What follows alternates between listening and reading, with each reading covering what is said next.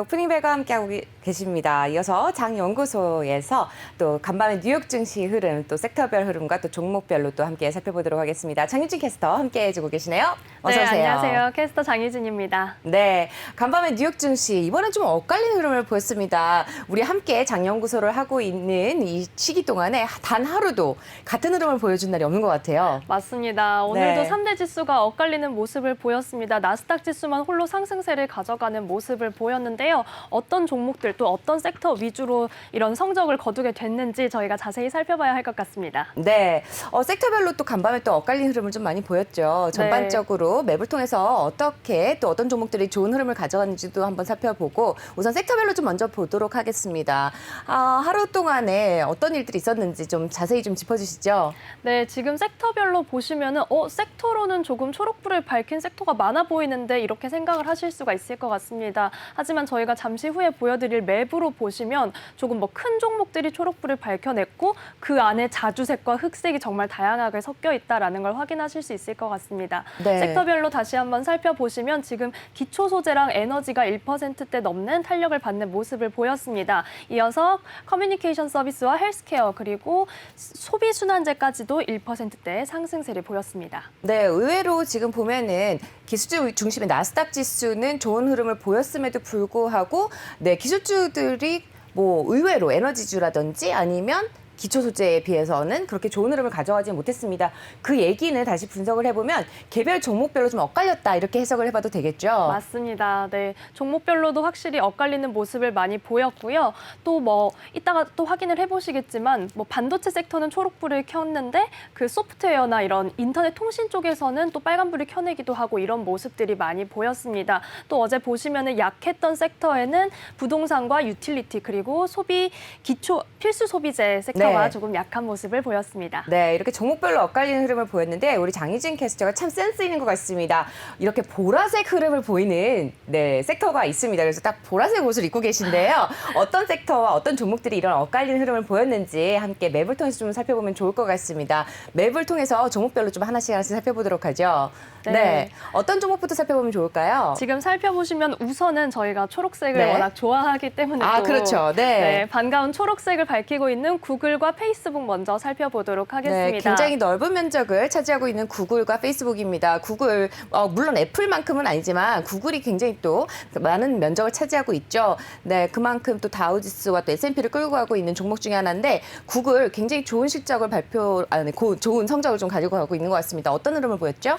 네, 지금 실적 발표도 저희가 전일장에서 실적 발표가 있었죠. 그래서 그 전에도 오름세를 가져가는 모습을 보였는데 간밤까지도 계속해서 상승세를 가져가는 모습을 보였습니다. 정규장에서 3%대 강세를 기록하면서 2,720달러 선에서 거래를 마쳤는데요. 구겐하임이 구글에 대해서 앞으로도 강력한 성장의 모멘텀이 있다라고 이렇게 의견을 내놨습니다. 그러면서 목표가를 3,140달러 선까지 상향하는 그런 소식이 또 있었습니다.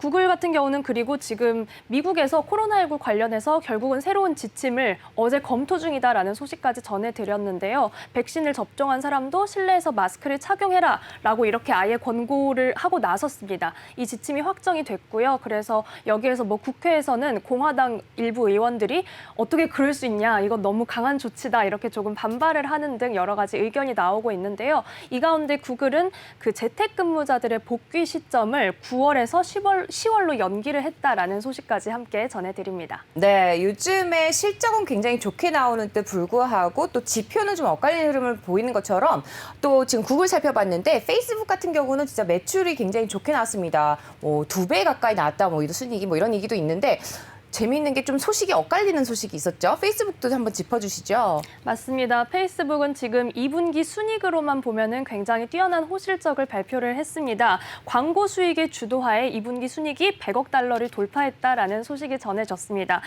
이는 전년에 비해서 2배나 오른 수치인데요. 하지만 하반기에는 이 성장세가 조금 둔화될 수 있다라고 이렇게 전망을 내놓으면서 주가가 그렇게 크게 뛰지는 못했습니다. 지금 살펴보시면 정규장에서는 1% 20%대 오름세를 보였는데요. 이 실적 발표 소식이 장 마감 후에 있었고요. 그래서 시간외 거래에서는 지금 4%대의 약세를 기록하고 있습니다. 네, 지금 페이스북까지 정확하게 잘 짚어주셨습니다. 그런데 지금 다우지수와 S&P 500이 왜 못 갔나 했더니 지금 바로 애플 때문이 아닌가 싶어요. 애플은 왜 이렇게 됐을까요?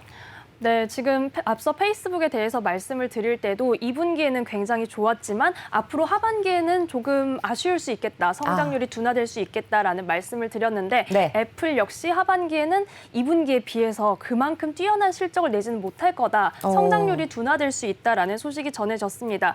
특히 애플에서는 아예 팀쿡 CEO와 그리고 루카 마에스트리 CFO가 다음 분기에 매출 증가가 둔화될 것이다라고 직접 발언을 했는데요.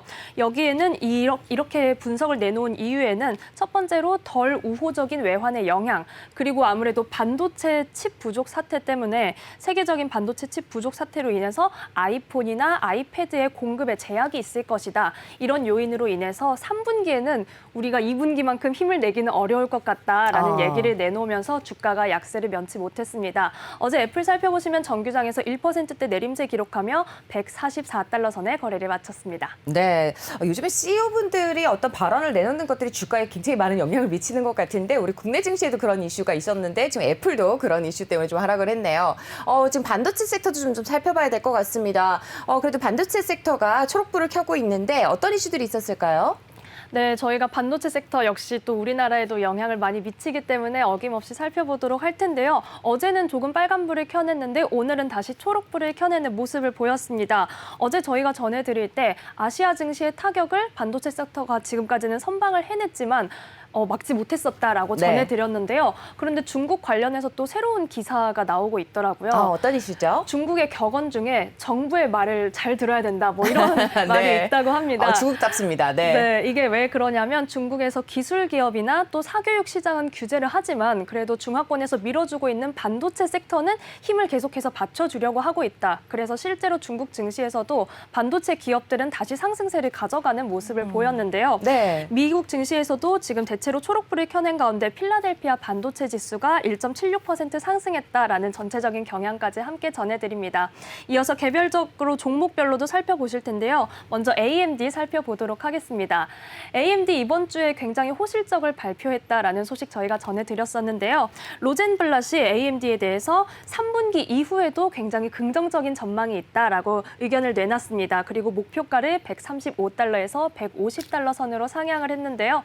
어제 AMD 살펴보시면 정규장에서 7%대 탄력받으며 97달러 선에 거래를 마쳤습니다. 네, 굉장히 큰 폭으로 상승을 한 AMD까지 좀 짚어주셨습니다. 그 밖에 또 반도체 섹터에서 살펴볼 종목이 있을까요? 네, 이어서 퀄컴이 오늘 장 마감 후에 실적 발표를 했기 때문에 네. 저희가 퀄컴도 살펴보도록 하겠습니다. 지금 2분기 매출이 전년 동기 대비 65%나 급증했다라는 소식이 전해져 있습니다. 또한 당기 순이익이 20억 달러를 넘기면서 작년보다 140%나 급증하는 모습을 보였는데요. 이는 스마트폰이나 통신용 칩, 이런 각종 반도체 부품의 수요가 늘었기 때문입니다. 물론 저희가 계속해서 반도체 기업들의 호실적을 전해드리고는 있지만 뭐 글로벌 칩 부족 사태 이런 것 때문에 성장세의 가속세가 조금 줄어들 수 있다. 뭐 이런 얘기도 같이 전해드리고 있기 때문에 함께 지켜보셔야 될 것 같고요. 오늘 마감 후에 실적 발표를 했기 때문에 시간외 거래에서 2, 3%대 탄력을 더 받아챙기는 모습입니다. 네, 반도체 섹터까지 정확하게 또 종목 개별 종목으로 또 짚어드렸습니다. 그 밖에 또 간밤에 국제유가가 또 1%대 상승을 했죠. 에너지주도 좀 살펴볼까요?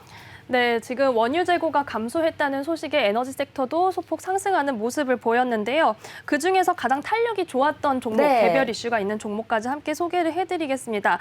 헤스라는 기업이 예상치를 상회하는 2분기 실적 발표에 4%대 상승세를 가져갔고요. 나머지 종목들도 1% 내외의 오름세를 가져갔습니다. 네, 제가 앞서서 글로벌 브리핑 때 보잉에 대한 소식을 좀 전해드렸는데 사실은 제가 화이자에 대해서 이야기를 좀 해드리고 싶었거든요. 화이자에 대한 소식도 좀 전해주시면 안 될까요? 네, 화이자도 실적 발표 소식이 있었죠. 그렇죠. 분기 매출이 전년 동기 대비 92%나 증가했다라는 소식이 전해졌고요. 또 백신 부스터샷 임상을 하고 있다라는 소식이 전해졌습니다. 화이자 어제 3%대 강세 속에 43달러 선에 거래를 마쳤습니다. 네, 어쩐지 좋은 흐름을 가져간 화이자까지 짚어드렸습니다. 그리고 필수 소비재 쪽에도 이슈들이 좀 있는 것 같습니다. 맞습니다. 아주 큰 이슈, 전체적인 섹터의 이슈라고 네. 보기는 조금 어렵지만 그래도 어제 가장 약한 섹터였기 때문에 저희가 저희가 살펴봐야 할 텐데요. 우선은 코로나19 새로운 지침 발표 속에서 조금 필수 소비재가 약세를 보였다라고 볼 수 있을 것 같습니다. 그중에 코카콜라는 조금 개별 이슈가 있었는데요. 미국 의회에서 초당파위원회가 2022년 베이징 올림픽에 후원사로 들어가는 기업들을 조금 비난했다 이런 소식이 전해졌습니다. 네. 네, 여기에는 뭐 코카콜라 그리고 어제 1%대 약세를 기록했던 비자 등이 포함되는데요. 이런 개별적인 소식도 함께 살펴보시면 좋을 것 같습니다.